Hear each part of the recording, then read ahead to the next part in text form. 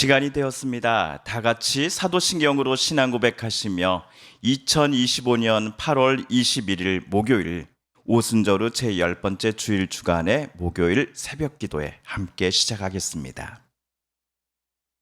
나는 전능하신 아버지 하나님 천지의 창조주를 믿습니다. 나는 그의 유일하신 아들 우리 주 예수 그리스도를 믿습니다. 그는 성령으로 잉태되어 동정녀 마리아에게서 나시고 본디오 빌라도에게 고난을 받아 십자가에 못 박혀 죽으시고 장사된 지 사흘 만에 죽은 자 가운데서 다시 살아나셨으며 하늘에 오르시어 전능하신 아버지 하나님 우편에 앉아 계시다가 거기로부터 살아있는 자와 죽은 자를 심판하러 오십니다. 나는 성령을 믿으며 거룩한 공교회와 성도의 교제와 죄를 용서받는 것과 몸의 부활과 영생을 믿습니다. 아멘.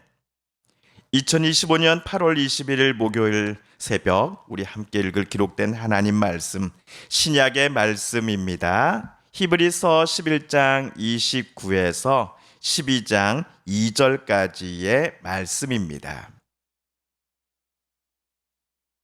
신약 성경 366쪽경에 있습니다. 히브리서 제11장 29에서 12장 2절까지의 말씀. 오순절후 제10번째 주일 주간의 목요일 새벽 우리 함께 읽고 묵상합니다.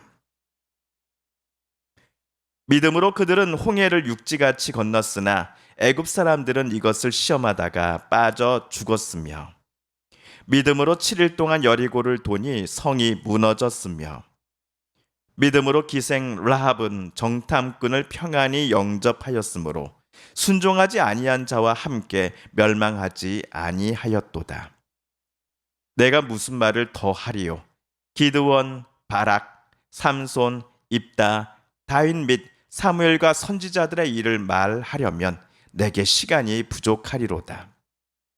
그들은 믿음으로 나라들을 이기기도 하며 의를 행하기도 하며 약속을 받기도 하며 사자들의 입을 막기도 하며 불의 세력을 멸하기도 하며 칼날을 피하기도 하며 연약한 가운데서 강하게 되기도 하며 전쟁에 용감하게 되어 이방 사람들의 진을 물리치기도 하며 여자들은 자기의 죽은 자들을 부활로 받아들이기도 하며 또 어떤 이들은 더 좋은 부활을 얻고자 하여 심한 고문을 받되 구차히 풀려나기를 원하지 아니하였으며 또 어떤 이들은 조롱과 채찍질 뿐 아니라 결박과 옥에 갇히는 시련도 받았으며 돌로 치는 것과 톱으로 켜는 것과 시험과 칼로 죽임을 당하고 양과 염소의 가죽을 입고 유리하여 궁핍과 환난과 학대를 받았으니 이런 사람은 세상이 감당하지 못하느니라.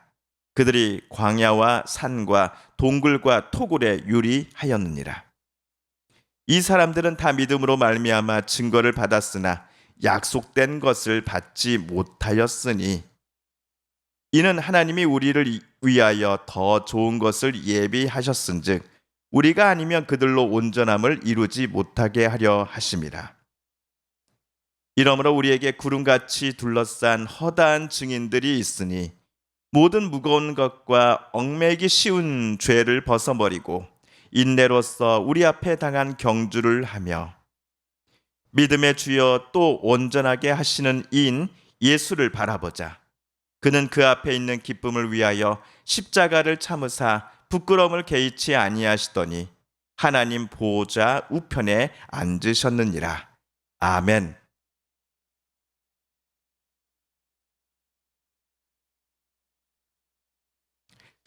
히브리서 하면 많은 분들이 믿음의 책으로 알고 계십니다. 실제로 오늘 저와 여러분이 읽은 히브리서 본문에서도 믿음으로라는 단어는 무려 6번이나 등장을 합니다. 히브리서 전체도 그렇지만 특히 오늘 히브리서 11장 29에서 12장 2절까지의 본문은 믿음을 강조하고 있습니다. 29절에서는 모세와 아론 그리고 이스라엘 백성들이 홍해를 건넜으나 그들을 뒤쫓아오던 애굽의 군사들은 홍해를 건너지 못하였다라는 사건이 기록되어 있습니다. 오히려 애굽 군사들은 바다에 잠기고 말았지요. 30절에서 이스라엘 백성들은 하나님께서 시키시는 대로 첫째 날부터 여섯째 날까지는 여리고성을 매일 한 바퀴씩 돌았습니다. 그리고 제 일곱 번째 날에는 한 바퀴가 아니라 일곱 바퀴를 돌았지요. 그리고 하나님의 지시대로 함성을 질렀습니다. 그러자 어떤 일이 일어났습니까? 여리고성이 무너졌습니다. 솔직히 성 주변을 매일 돌고 마지막 날에 성을 향해 함성을 크게 지르는 일이 어찌 성을 무너지는 사건의 원인이 될 수 있겠습니까? 저와 여러분과 같은 현대인의 눈으로 보면, 또한 과학자의 생각으로는 도저히 인과관계가 성립될 수 없는 사건들이 방금 29, 30절에 기록되어 있습니다. 또한 전지전능하신 하나님은 굳이 이스라엘 백성들이 여리고성 주변을 돌지 않아도 하나님의 능력만으로, 하나님의 말씀만으로 충분히 성을 무너지게 하실 수 있는 분 아니십니까? 그럼에도 굳이 이스라엘 백성들에게 성 주변을 하루도 아니고 7일씩이나 돌라라고 말씀하신 이유가 무엇이었을까요? 아마도 이스라엘 백성들이 하나님을 정말로 신뢰하고 있는지를 보시기 위하여 하나님은 위와 같은 일들을 모세를 통해 백성들에게 지시하지 않았을까 생각해 봅니다. 아니면 하나님의 뜻과 인도하심을 의심치 않고 따라 행했더니 위와 같은 일들이 일어나더라. 하나님의 명령대로, 하나님의 뜻대로 행할 때 하나님께서 오늘 우리들에게 이런 놀라운 일들을 행하여 주시는구나 라는 것을 이스라엘 백성들이 스스로 깨달을 수 있는 기회를 그들에게 하나님께서 허락하신 것은 아니었을까라고도 생각해 봅니다.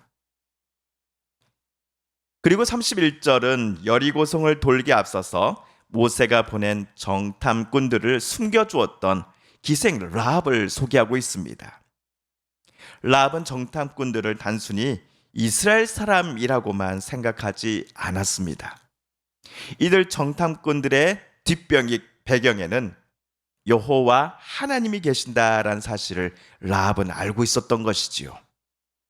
그래서 여리고성이 이스라엘 백성들의 함성 소리와 함께 함락되었을 때 라합과 그의 가족들의 생명을 하나님께서는 안전하게 지켜주셨습니다. 그리고 32절부터 40절까지 단락을 보시면 이스라엘 백성들이 하나님께서 약속하신 가나안 땅에 정착하고 난 후에 살았던 주요 인물들이 보여준 이 믿음의 사례가 간략하게나마 소개되어 있습니다. 예를 들어 기드온, 바락, 삼손, 입다, 다윗과 사무엘, 그리고 예언자들을 히브리서를 쓴 사람이 지금부터 소개하려고 합니다. 우리 39, 40절을 새번역 성경으로 다시 한번 읽어보겠습니다. 시작. 이 사람들은 모두 믿음으로 말미암아 훌륭한 사람이라는 평판은 받았지만 약속된 것을 받지는 못하였습니다. 하나님께서 우리를 위하여 더 좋은 계획을 미리 세워두셔서 우리가 없이는 그들이 완성에 이르지 못하게 하신 것입니다. 39절에서 기드온, 바락, 삼손, 입다, 다윗과 사무엘과 같은 이들은 믿음으로 훌륭한 사람이다라는 평판을 받았지만 정작 받지 못한 약속된 것이란 도대체 무엇이란 말일까요? 그리고 40절에 나오는 더 좋은 계획, 그들의 완성에 이르지 못함이라고 하는 것들은 무엇을 의미할까요? 주석서에 따르면 우선 아브라함과 모세, 다윗과 같은 믿음의 선진들은 위대한 신앙을 보여준 것은 사실입니다. 그러나 예수 그리스도의 십자가와 부활을 통해 제공되는 구원의 완성의 그 사건을 이들 믿음의 선진들은 자신들의 시대에는 미처 누리지 못한 사람들이었습니다. 그렇다면 더 좋은 계획 또는 완성에 이른다라고 함은 세상에서 얻는 상급이나 물질, 명예, 권력에 대한 성취와 같은 것들이 아니라 하나님의 아버지께서 아들이요 성자 하나님이신 예수 그리스도를 통하여 믿는 이들에게 주시는 완전한 구원을 얻게 된다라는 것을 의미할 것입니다. 자, 그렇게 오늘 히브리서를 쓴 사람은 자기의 편지를 읽어볼 신도들에게 2절에서처럼 부탁을 합니다. 믿음의 주여 또 온전하게 하시는 이인 예수를 바라보자 라고 말입니다. 예수님은 자기 앞에 있는 기쁨을 위하여 십자가를 참으사 부끄러움을 개의치 아니하셨습니다.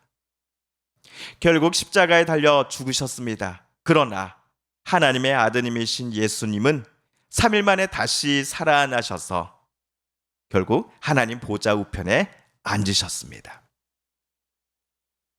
조재천 교수님이라는 분이 쓰신 히브리서 주석서를 보시면 믿음을 다음과 같이 설명하고 있다는 것을 보게 됩니다.